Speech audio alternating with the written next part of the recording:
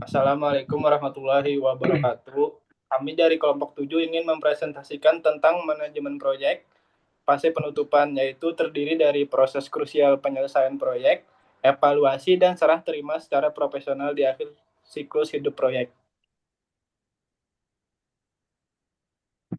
Yang terdiri dari saya sendiri saya Nabi Binta Alpariji sebagai moderator dan teman saya Ahmad Ansori Asbi sebagai presentasi 1 dan juga Iputu Gede Adi Wiratama sebagai presentasi 2 dan juga terakhir Rizky sebagai penanya.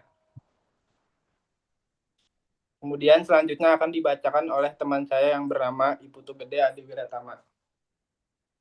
Oke, yang pertama di sini untuk topik pembahasannya ada 4. Jadi yang pertama ada proses penutupan yang terdiri dari verifikasi penyelesaian, akuntabilitas finansial, dan pelepasan sumber daya proyek secara formal.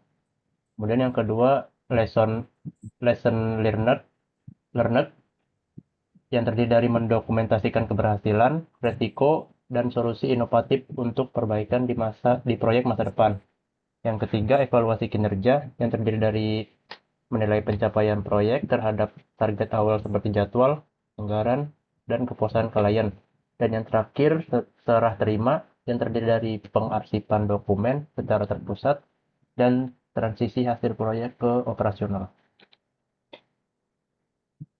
Lanjut, untuk proses penutupan, yaitu fase terakhir untuk memastikan tidak ada pekerjaan tertinggal. Untuk langkah utamanya yaitu ada 4. Yang pertama, verifikasi produk akhir, yaitu peninjauan akhir dengan klien, memastikan kesesuaian spesifikasi.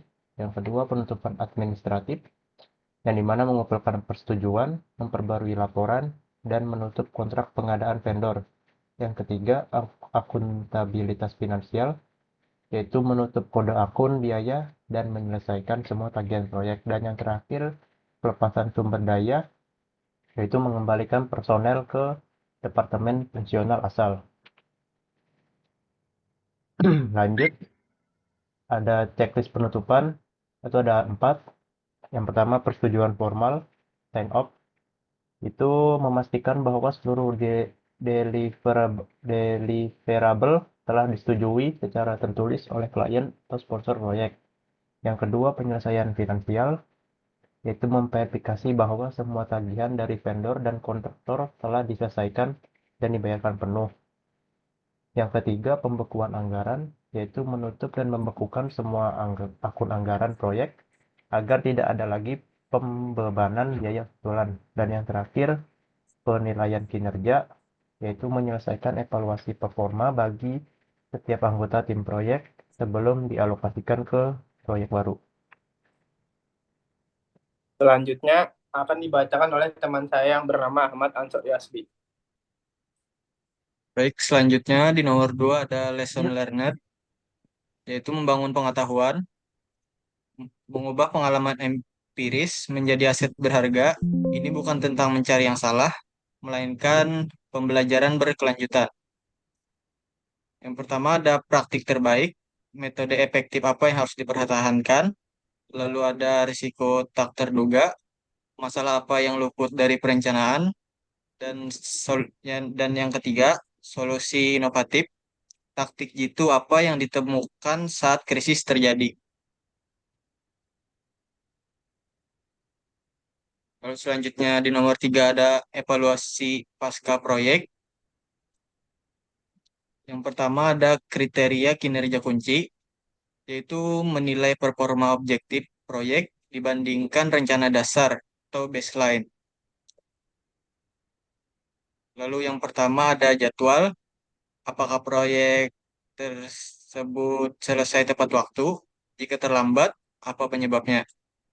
Lalu yang kedua biaya, apakah pengeluaran sesuai anggaran, over budget, atau under budget? Lalu yang ketiga kualitas, apakah hasil akhir memenuhi spesifikasi dan bebas cacat? Lalu yang kedua ada kepuasan pemangku kepentingan, yaitu evaluasi juga melibatkan pengukuran persepsi dan nilai bisnis. Untuk pertanyaannya ada dua, pengguna akhir, seberapa puas mereka, apakah produk menyelesaikan masalah mereka. Lalu yang kedua, sponsor, apakah proyek menghasilkan return on investment atau ROI, bisnis yang diharapkan.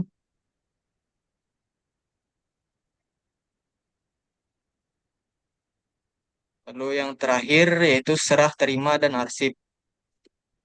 Serah terima dan arsip yaitu memastikan transisi yang mulus ke tim operasional dan mengamankan hasil informasi. Yang pertama ada pelatihan pengguna, yaitu memberikan panduan teknis dan operasional kepada pengguna agar bisa mandiri.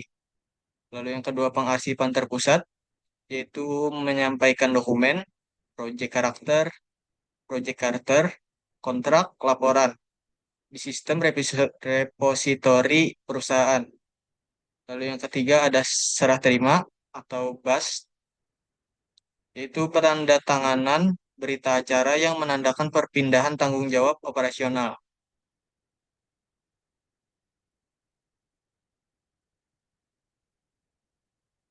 Mungkin itu saja presentasi yang disampaikan oleh dua teman saya yang kemudian akan dilanjutkan ke sesi pertanyaan yang akan ditanya oleh Rizky.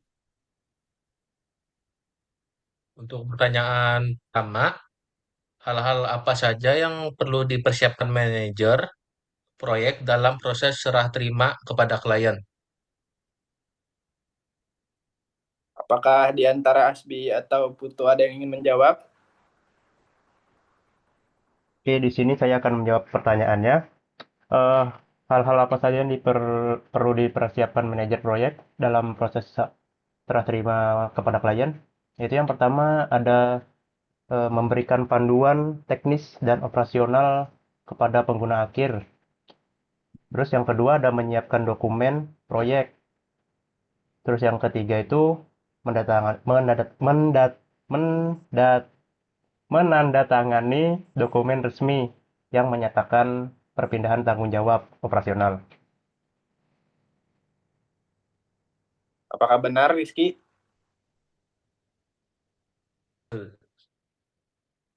Untuk pertanyaan kedua, sebutkan dan jelaskan 3 aktivitas utama yang harus dilakukan pada saat penutupan proyek.